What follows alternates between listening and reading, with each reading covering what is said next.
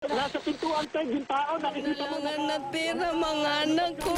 Sa mga piraso ng yero ng kanilang bubong, isinugal ng mga taong ito ang kanilang buhay habang tinatangay sila ng rumaragas ang ilog ng San Mateo. Dito sa aking likuran, ito yung building na ating sinisilungan. Kung mapapansin nyo, merong mga harang na sliding na nakita nyo na bakal. Pero sa likod niya, merong salamin na nagkanda. Basta ng mga existing lang. All accounted for.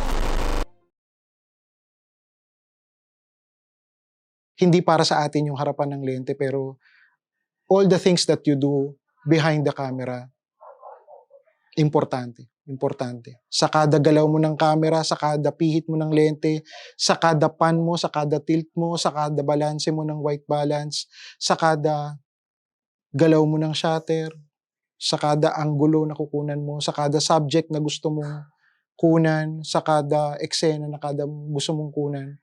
Importante yun. Importante yun. Dapat ibigay mo ng buong buo yung heart mo para doon.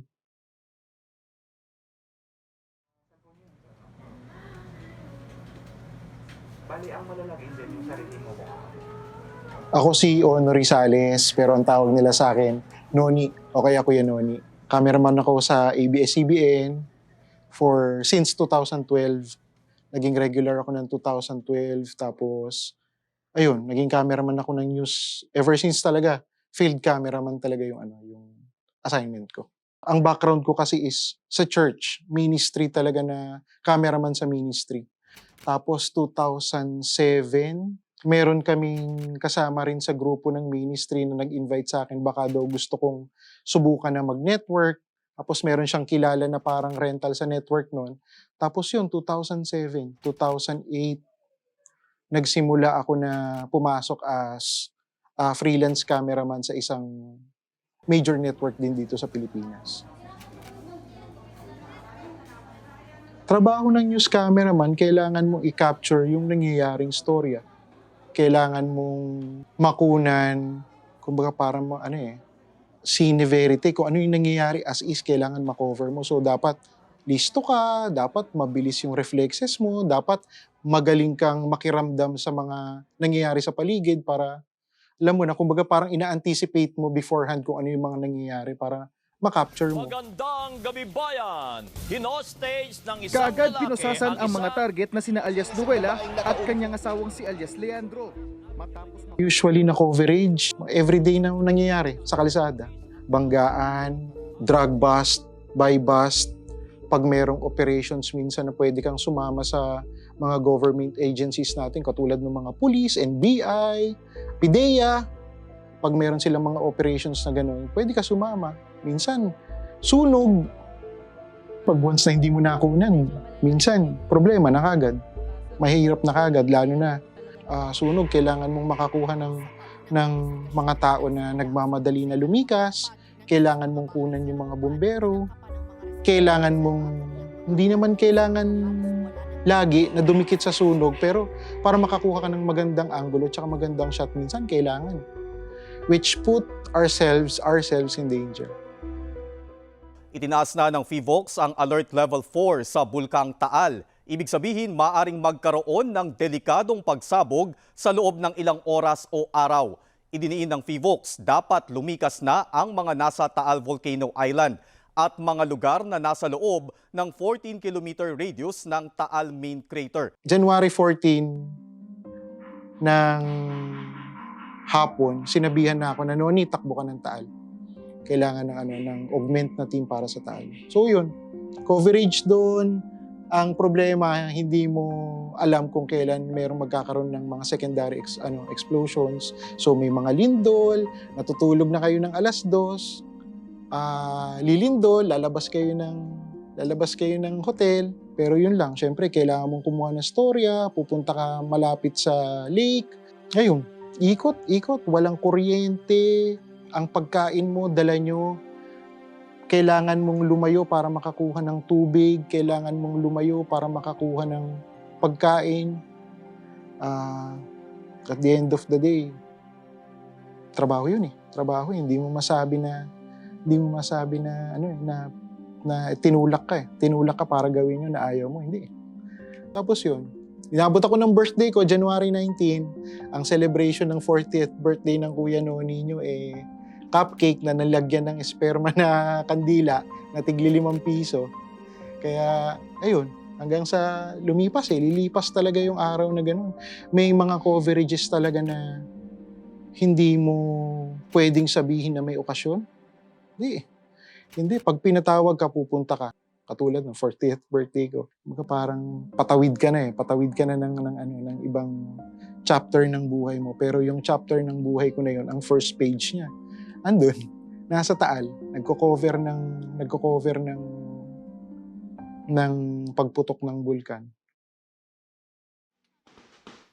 Mayo 23, Martes ng hapon, pinasok ng ilang miyembro ng Mauti ang Marawi. Ilang oras lang matapos nito, nagdeklara ng martial law sa Mindanao si Pangulong Duterte na nooy nasa Russia para sa isang state visit. Alam mo, Marawi yata yung coverage na kahit mamatay ako, putik na. Bakit pa pag pinag-uusapan nyo? Hindi ko alam, pero Marawi yung kahit siguro magkaroon na ako ng apo sa tuhod. Alam mo, Marawi pa rin yung coverage yata na ipagpapasalamat ko sa Diyos.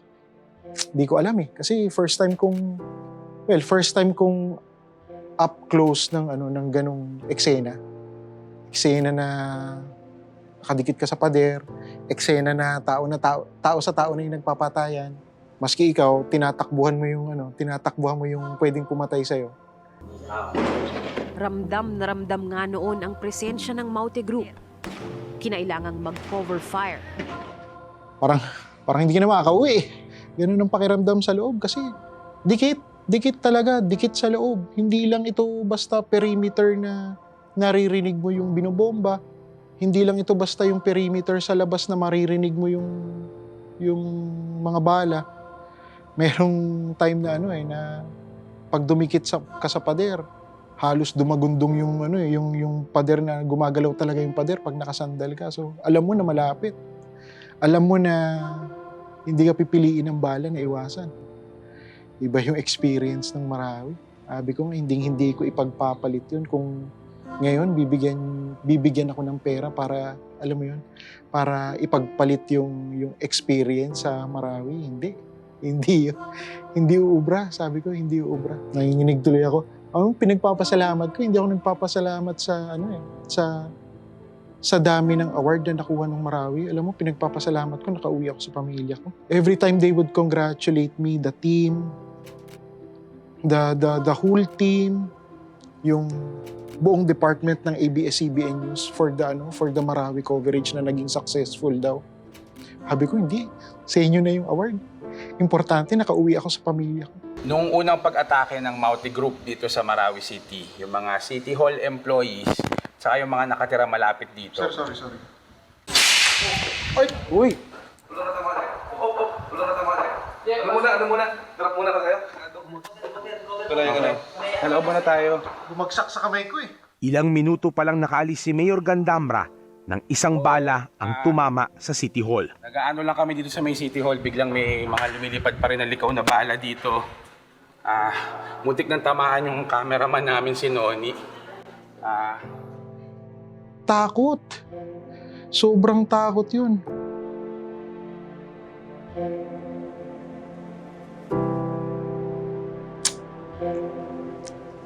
Takot, hindi para sa sarili ko Ang bata pa nung anak ko nun. Ang dami, alam mo, nung pagkatapos nung araw na yun, napanood during TV Patrol, hapon kami nag-spill during TV Patrol, napanood ng anak ko habang nagluluto daw yung nanay niya. So nagluluto yung misis ko, tinawag, sabi niya, "Mama, di ba si Papa to?" Tapos ayun na. Ang mali ko nung time na yon, just to let them feel secured. Nung umalis ako ng Manila papuntang Marawi, ang sinabi ko sa kanila, hindi kami papasok ng ground zero ng war zone. Nung nagpapahinga na ako ng gabi, nung narinig ko na misis ko tumawag, anak ko tumawag, doon na nag-flashback lahat. Flashback lahat ng paano yung kung tinamaan ako, paano kung may nangyari sa akin. paano kung yun kasi sabi ko nga kaya naman ako nagtatrabaho ng sobra-sobra para din naman sa anak ko, para sa pamilya ko. Hirap. Ang hirap nun, parang alam mo na, sabi nga nung mga sundalo sa akin, sir, pangalawang buhay mo na. Sabi niya, kung tinamaan ka sa anywhere sa part ng body mo, medyo vital. Sabi niya, kasi lalo na kung tumama mo na, ramdam mo muna sa helmet bago bumagsak sa balikat.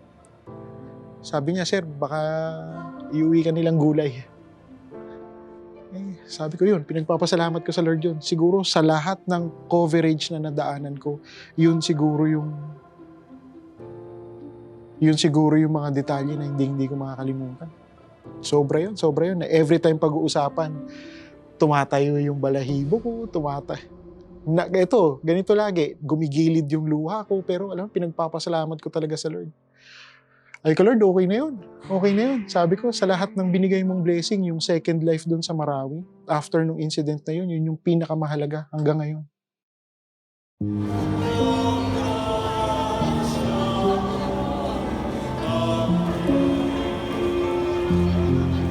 Alayo na nung narating ng technology natin. CCTV lang minsan tumatayo ang storya. Cellphone video lang minsan tumatayo ang storya. Iba yung pag ang nag-ooperate ng camera may puso. Hindi yun pwedeng ipakita ng CCTV footage. Hindi yun pwedeng ipakita ng cellphone video. Kaya kailangan bukas na bukas yung mata. Bukas na bukas yung tenga. Bukas na bukas yung puso. Hindi pwedeng isara. Hindi pwedeng isara at hindi pwedeng isang tabi yung tatlo na yun. Otherwise, pag kulang ng puso, baliwala yung balita Pag kulang ng tenga, baka meron kang hindi napakinggan na kailangan marinig ng ibang tao. At hindi rin pwedeng sarado yung mata kasi kailangan makita yung totoo.